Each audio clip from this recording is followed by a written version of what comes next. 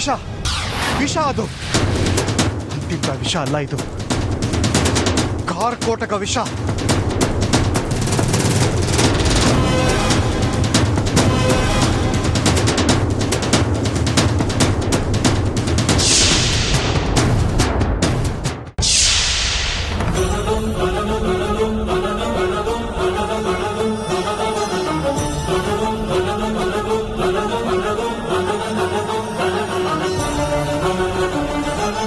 ಶಾಸ್ತ್ರಿಗಳು ಹೇಳಿದಾಗೆ ಸೂರ್ಯ ಕಿರಣಗಳೇ ನಿನ್ನ ದಾರಿಯ ಕೀಲಿಕೈ ಅಂದ್ರೆ ಏನರ್ಥ?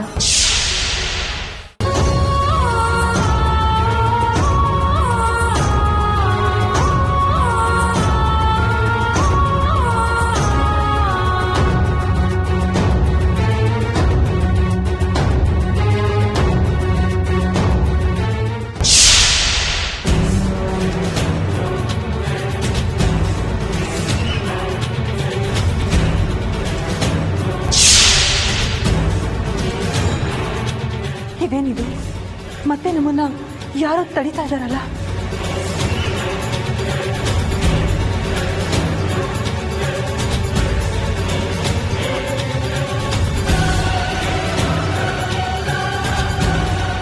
ಅಮೃತ, ಇದು ಮತ್ತೊಂದು ಲೋಕಕ್ಕೆ ಬಾಗಿಲಿರಬೇಕು.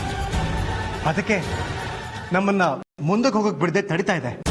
ಒಂದು ಕೆಲಸ ಮಾಡು, ಈ ಬೀಗವನ್ನ ಗಾಳಿಲಿ ಆರಿಸಿ ಆ ಬಾಗಲ್ನ ತೆಗೆಯೋಕೆ ಪ್ರಯತ್ನ ಮಾಡು.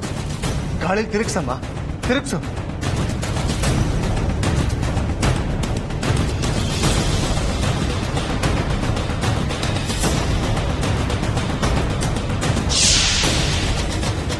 ಗುರುಗಳೇ, ಬೀಗ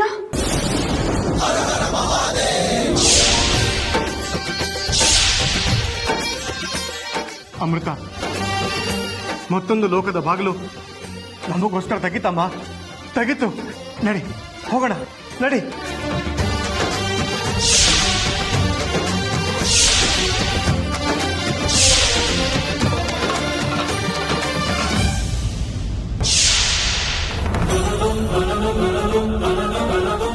ಶಾಸ್ತ್ರಿಗಳೇ,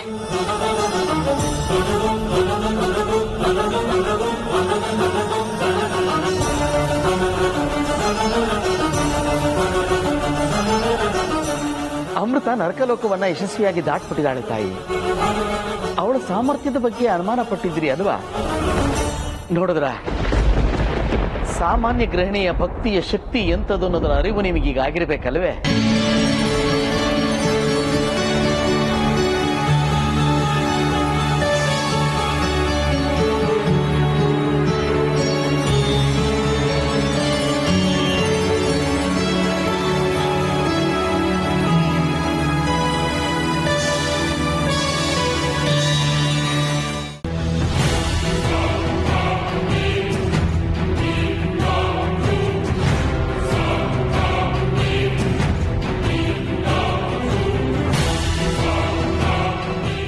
ಆಯ್ಕೆ. 2 ದಾರಿಗಳು ಕಾಣಿಸ್ತಾ ಇದೆ. ಏನಿರ್ಬೋದು ಗುರುಗಳೇ ಇದರ ಸಂಕೇತ? ಇಲ್ಲಿ ಕಾಣ್ತಾ ಇರೋ 2 ದಾರಿಗಳು, ಒಂದು ಯಾವ ಅಡಚಣೆಗಳು ಇಲ್ಲದೆ ಇರುವಂತಹ ಸುಗಮ ದಾರಿ, ಇನ್ನೊಂದು ಕಲ್ಲು ಮುಳ್ಳುಗಳು ತುಂಬಿರುವಂತಹ ದುರ್ಗಮ ದಾರಿ ಅಂತ ನನಗೆ ಗೋಚರ ಆಗ್ತಾ ಇದೆ. ಈಗ 2ರಲ್ಲಿ ನಮ್ಮ ಆಯ್ಕೆ ಯಾವುದು ಅನ್ನೋದನ್ನ ನಾವು ಸ್ಪಷ್ಟ ಮಾಡ್ಕೋಬೇಕು ಅಮೃತ. ಆದರೆ ಹೇಗೆ ಅಂತ ನನಗೆ ಅರ್ಥ ಆಗ್ತಿಲ್ಲ.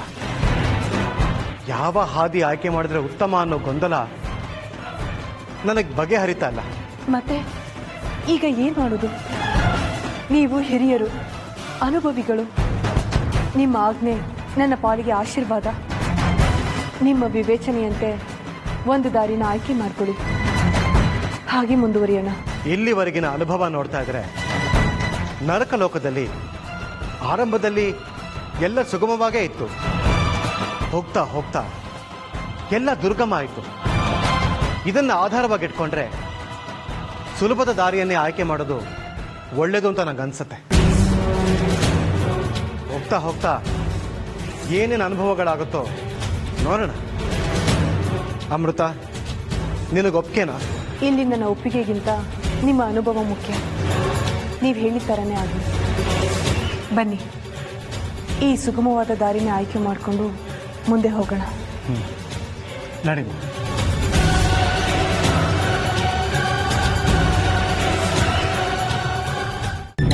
ಆ ಭಗವಂತ ಒಳ್ಳೆಯವ್ರನ್ನ ಯಾವತ್ತೂ ಕೈ ಬಿಡೋದಿಲ್ಲ ಅಂತ ಕಾಲ ಕಾಲದಿಂದ ನಿರೂಪಣೆ ಆಗಿದೆ. ಅವಳು ಒಳ್ಳೆ ಗುಣನೇ ಅವಳ ಕೈ ಹಿಡ್ದಿದೆ. ಆ ಭಗವಂತ ಒಳ್ಳೆ ಸುದ್ದಿನೇ ಕೊಟ್ಟಿದ್ದಾನೆ ಶಾಸ್ತ್ರಿಗಳೇ. ನೀವು ಹೇಳ್ದಂಗೆ ಸಂಕಲ್ಪ ಪ್ರಯತ್ನ ಎರಡು ದೊಡ್ಡ ತಪಸ್ಸಿದ್ದ ಹಾಗೆ. ಶ್ರಮಕ್ಕೆ ತಕ್ಕ ಪ್ರತಿಫಲ ಸಿಗುತ್ತೆ ಅನ್ನೋದಕ್ಕೆ ನಮ್ಮ ಅಮೃತನೇ ಸಾಕ್ಷಿ. ಹೌದಮ್ಮ, ಅವಳ ತಿಟ್ಟುತನವನ್ನ ನಾವು ಮೆಚ್ಚಲೇಬೇಕು. ಅವಳ ಸತ್ಕರ್ಮದ ಫಲ ಅವಳಿಗೆ ಈ ರೀತಿ ದಕ್ತಾ ಇದೆ ಅನ್ನೋದು ನನಗೆ ಇನ್ನಷ್ಟು ಸಂತೋಷವನ್ನು ತಂದಿದೆ ತಾಯಿ. ಆದ್ರೆ ಅವಳಿನ್ನು ಆ ಲೋಕ ದಾಟಬೇಕು ಅಂತ ಹೇಳಿದ್ರಲ್ಲ ಶಾಸ್ತ್ರಿಗಳೇ. ಸಮಯ ಬೇರೆ ಕಡಿಮೆ ಇದೆ. ಅದೆಂತೆಂಥ ಲೋಕಗಳು, ಅಲ್ಲ ಅವಳು ಏನೇನು ಅನುಭವಿಸ್ಬೇಕು. ನನಗೆ ಯಾಕೋ ತುಂಬಾ ಆತಂಕ ಆಗ್ತಾ ಇದೆ ಶಾಸ್ತ್ರಿಗಳೇ. ಆ ಗ್ರಂಥದಲ್ಲಿ ಏನಿದೆ ಅಂತ ಸ್ವಲ್ಪ ನೋಡಿ ಹೇಳ್ತೀರಾ? ಹಾಗೆ ಆಗ್ಲಿ ತಾಯಿ.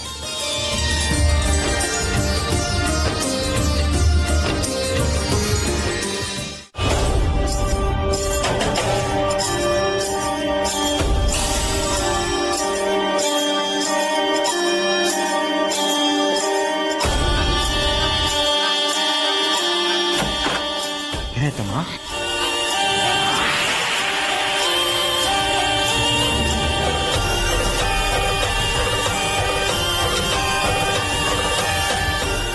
ಅಮೃತ, ಯಾಕಮ್ಮ? ಏನಾಯ್ತು? ಇದ್ದಕ್ಕಿದ್ದಾಗೆ ಹೀಗೆ ಮಂಕಾಗ್ಬಿಟ್ಟೆ. ಆರೋಗ್ಯ ಸರಿ ಇಲ್ವಾ? ಏನಾಯ್ತು ಹೇಳಮ್ಮ. ನಡೆಯೋಕ್ಕಾಗ್ತಿಲ್ವಾ? ಸುಸ್ತಾಗ್ತಿದ್ಯಾ? ಗೊತ್ತಿಲ್ಲ ಗುರುಗಳೇ, ಯಾಕೋ ನಾವು ಸರಿಯಾದ ದಾರಿ ಆಯ್ಕೆ ಮಾಡ್ಕೊಂಡಿಲ್ಲ ಅಂತ ಅನಿಸ್ತಾ ಇದೆ. ಯಾಕೋ ಈ ದಾರಿಲಿ ಮುಂದುವರಿಯೋದು ಸರಿ ಇಲ್ಲ ಅಂತ ಅನಿಸ್ತಾ ಇದೆ. ಯಾಕೆ ಇದ್ದಕ್ಕಿದ್ದ ಹಾಗೆ ನಿನಗೆ ಈ ಭಾವನೆ ಬಂತು? ನೋಡಮ್ಮ, ಮನಸ್ಸಿನಲ್ಲಿ ಏನೇ ಗೊಂದಲ ಇದ್ರು ನಿಸ್ಸಂಕೋಚವಾಗಿ ನನ್ನ ಹತ್ರ ಹಂಚ್ಕೊಮ್ಮ. ಏನಾಯ್ತು ಅಂತ ಹೇಳಮ್ಮ. ನಮ್ಮಿಬ್ಬರಿಗೂ ಇದು ಹೊಸ ಅನುಭವನೇ. ಮೊದಲನೇ ಸಲ ಇಂತಹ ಲೋಕಗಳಿಗೆ ನಾವು ಕಾಲಿಡ್ತಾ ಇದ್ದೀವಿ. ನಾನು ಹೇಳ್ದೆ ಅಂತ ಮಾತ್ರಕ್ಕೆ ಎಲ್ಲವೂ ಸರಿ ಇರಬೇಕು ಅಂತ ಏನೂ ಇಲ್ವಲ್ಲಮ್ಮ. ನನ್ನ ಎಣಿಕೆನೂ ತಪ್ಪಾಗ್ಬೋದಲ್ವಾ? ಅದರ ಪರಿಣಾಮನ ಇಬ್ರು ಸೇರಿ ಅನುಭವಿಸ್ಬೇಕಾಗ್ಬೋದು.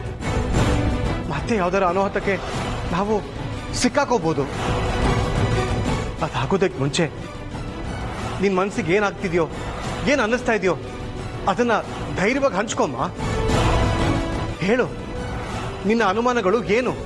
ಯಾಕೆ ಏನು ಅಂತ ಹೇಳೋದಿಕ್ಕೆ ಸ್ಪಷ್ಟವಾಗಿ ನನಗೆ ಮಾತುಗಳಲ್ಲಿ ಗೊತ್ತಾಗ್ತಾ ಇಲ್ಲ ಗುರುಗಳೇ.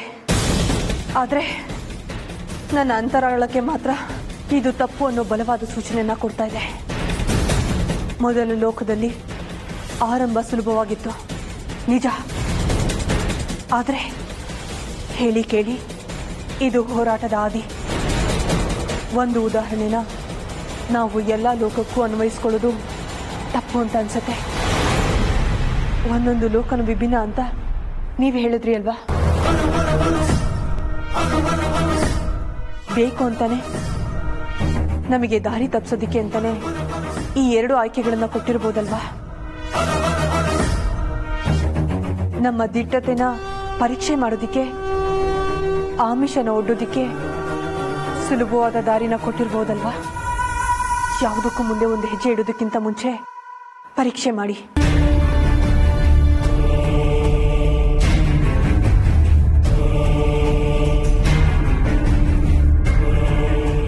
ಎರಡನೆಯ ಲೋಕ ಭ್ರಮಾಲೋಕ.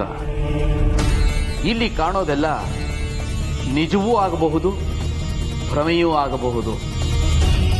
ಶತ್ರು ಮಿತ್ರನಾಗಬಹುದು, ಮಿತ್ರ ಶತ್ರುವಾಗಬಹುದು. ಅನಿರೀಕ್ಷಿತವಾಗಿ ಮನುಷ್ಯರು ಸಿಗಬಹುದು.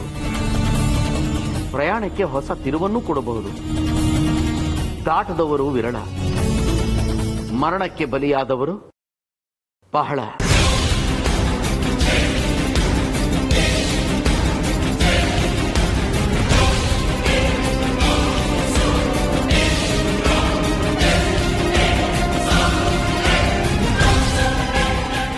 ರಾಕ್ಷಸಿಗಳೇ, ಈ ಲೋಕದಷ್ಟೇ ವಿವರಣೆ ಕೂಡ ಅಷ್ಟೇ ಭಯಂಕರವಾಗಿದೆಯಲ್ಲ. ಈ ಸಾಲುಗಳ ಅರ್ಥವಾದರೂ ಏನು? ಹೆಸರು ಭ್ರಮಾಲೋಕವಾದರೂ ಇದೇ ತಾಯಿ ವಾಸ್ತವ. ಇರೋ ವಾಸ್ತವವನ್ನ ಈ ಗ್ರಂಥ ವಿವರಿಸ್ತಾ ಇದೆ ಅಷ್ಟೇ. ಇಲ್ಲಿನ ರಹಸ್ಯ ಏನು ಅಂತ ತಿಳ್ಕೊಂಡು ಮುಂದುವರಿಯೋದು ಒಳ್ಳೇದು ಅನ್ನೋದು ನನ್ನ ಅಭಿಪ್ರಾಯ. ಖಂಡಿತ ಅಮೃತ. ಇಲ್ಲಿ ಒಂದೊಂದು ಹೆಜ್ಜೆನೂ ಒಂದೊಂದು ಪ್ರಯೋಗಕ್ಕೆ ಸಮಾನ. ಹಾಗಂತ ಪ್ರಯತ್ನ ಮಾಡೋದ್ರಲ್ಲಿ ಯಾವ ನಷ್ಟನೂ ಇಲ್ಲ. ನಡಿ, ಪ್ರಯತ್ನ ಮಾಡೇ ಬಿಡೋಣ.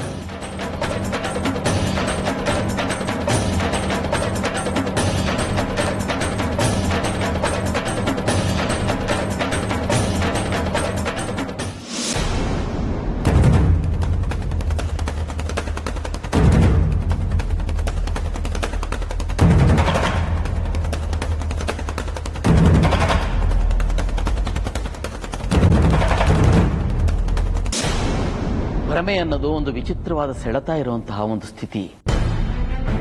ಆ ಸ್ಥಿತಿಯನ್ನ ಮೀರಿ ಹೋಗುವ ಸಾಮರ್ಥ್ಯ ಇರೋದು ಕೆಲವರಿಗೆ ಮಾತ್ರ. ಭ್ರಮೆಯನ್ನ ದಾಟಿ ವಾಸ್ತವವನ್ನ ನೋಡೋದಕ್ಕೆ ಅಪಾರವಾದ ಮನಸ್ಥೈರ್ಯ ಬೇಕು. ಅಂಥ ಮನಸ್ಥೈರ್ಯವನ್ನ ಬೆಳೆಸ್ಕೊಂಡವರು ಮಾತ್ರ ಈ ಲೋಕದ ಸೆಳೆತವನ್ನ ಮೀರಿ ಮುಂದುವರಿಯೋದಕ್ಕೆ ಸಾಧ್ಯ.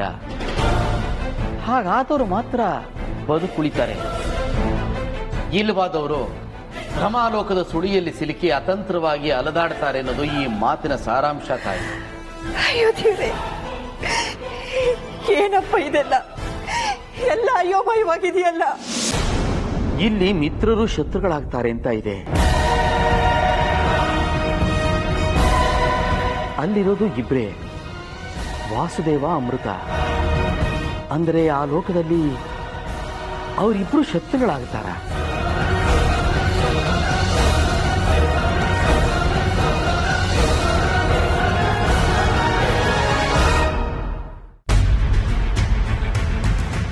ನೋಡಿದ್ಯಾ ಅಮೃತ,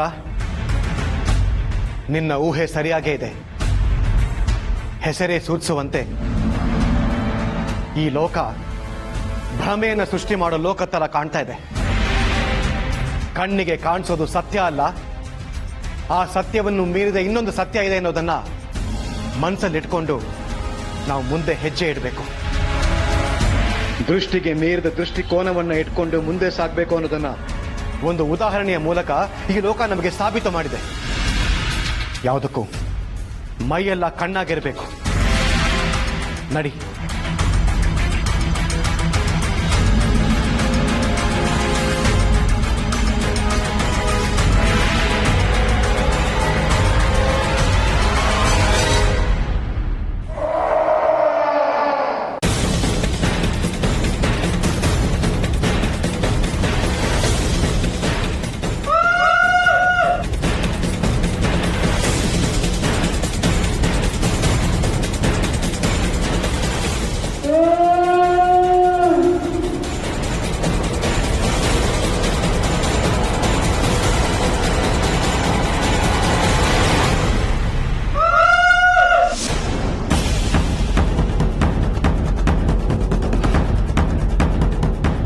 ಯಾರೋ ಕೂಗ್ದಾಗಾಯ್ತಲ್ವಾ? ಆದ್ರೆ ಯಾರು ಕಾಣಿಸ್ತಾ ಇಲ್ಲ.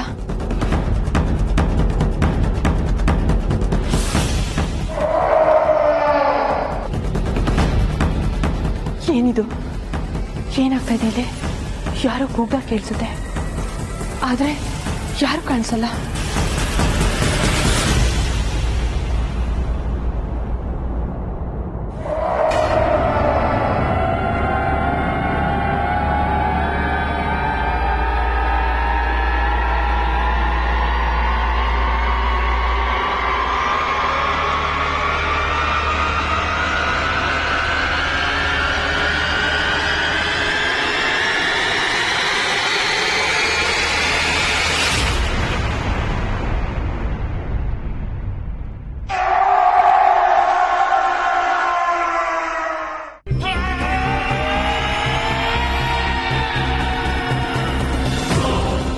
ಚಂಡ ಹೇಳಿದ ಆಶ್ರಮ ಇದೆ ಅಲ್ಲ, ಇದೆ. ನನ್ನ ಶಕ್ತಿಯನ್ನು ಒಳ ಹೋಗದಂತೆ ತಡೆದಿದ್ದು ಇದೇ ಜಾಗ. ನನ್ನ ಶತ್ರು ಅರ್ಜುನ್ ಇರೋದು ಇದೇ ಆಶ್ರಮ. ಅವನು ಏನ್ ಮಾಡ್ತಾ ಇದ್ದಾನೆ ಇಲ್ಲಿ? ಅವನು ಯಾಕೆ ಇಲ್ಗೆ ಬಂದ? ಅವನಿಗೇನಾಗಿದೆ ತಿಳ್ಕೋಬೇಕಲ್ಲ, ತಿಳ್ಕೋಬೇಕು.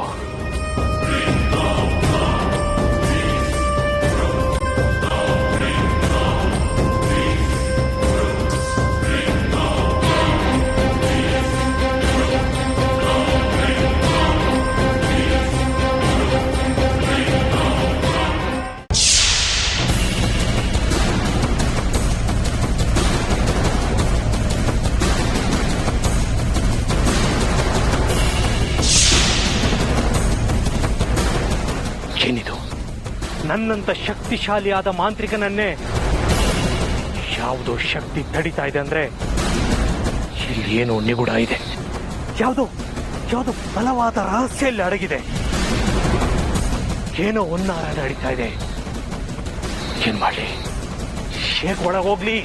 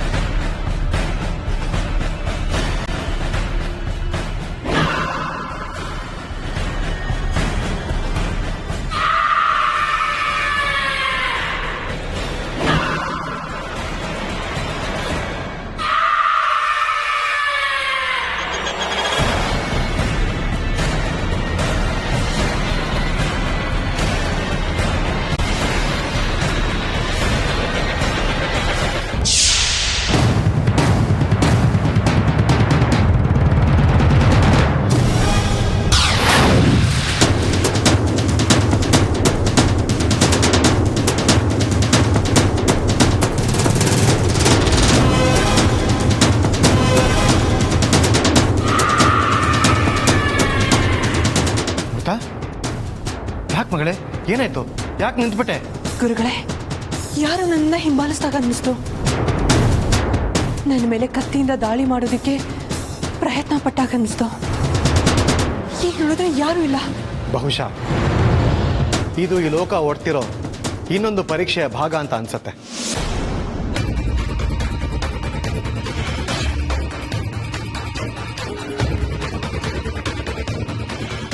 ಹೀಗೆ ಎಷ್ಟೊತ್ತಂತ ನಾನು ಇಲ್ಲಿ ನಿಂತಿರೋದು? ಹೀಗೆ ನಿಂತಿದ್ರೆ ಇದರಿಂದ ಏನು ಪ್ರಯೋಜನ ಆಗಲ್ಲ. ಬೇರೆ ಏನಾದ್ರು ದಾರಿ ಹುಡುಕ್ಬೇಕು.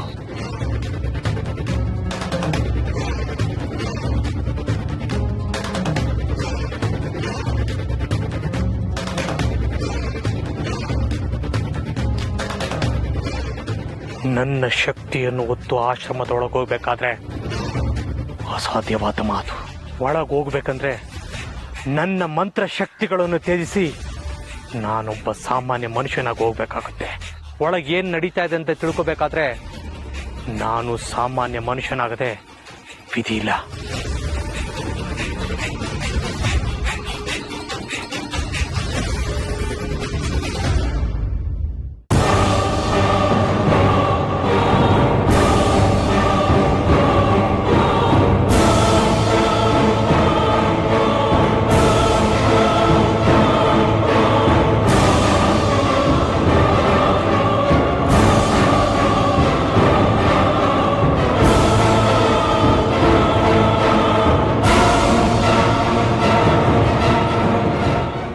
ಕಣ್ಣಿಗೆ ಕಟ್ಟುವಂತೆ ಇಂತಹ ಅನೇಕ ಘಟನೆಗಳು ನಡೀತಾನೆ ಹೋಗುತ್ತವೆ.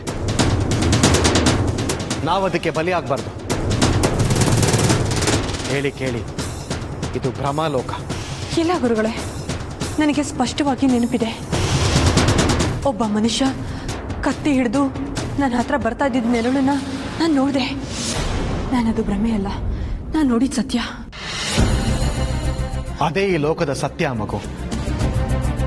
ಇದರ ನಿಗೂಢತೆ ಅಡಗಿರೋದು ಇಲ್ಲೇ. ಸತ್ಯದ ತಲೆಯ ಮೇಲೆ ಹೊಡೆಯೋ ಹಾಗೆ ಕಾಣೋದೇ ಭ್ರಮೆ, ಮಾಯೆ. ಇದರ ಪಾಶದಿಂದ ತಪ್ಪಿಸ್ಕೊಳ್ಬೇಕು ಅಂತಾನೆ ಅನೇಕ ದಿಗ್ಗಜರು ಸಾಹಸಗಳನ್ನ ಮಾಡಿ ವಿಫಲರಾಗಿದ್ದಾರೆ. ಇಲ್ಲಿ ಏನ್ ಬೇಕಾದ್ರೂ ನಡೀಬಹುದು. ಯಾವುದಕ್ಕೂ ಇದಕ್ಕೆ ಹೆಚ್ಚಿನ ಮಹತ್ವವನ್ನ ನಾವು ಕೊಡೋದು ಬೇಡ. ಜಾಗೃತರಾಗಿ ಹೆಜ್ಜೆ ಇರೋಣ. ಬಾ.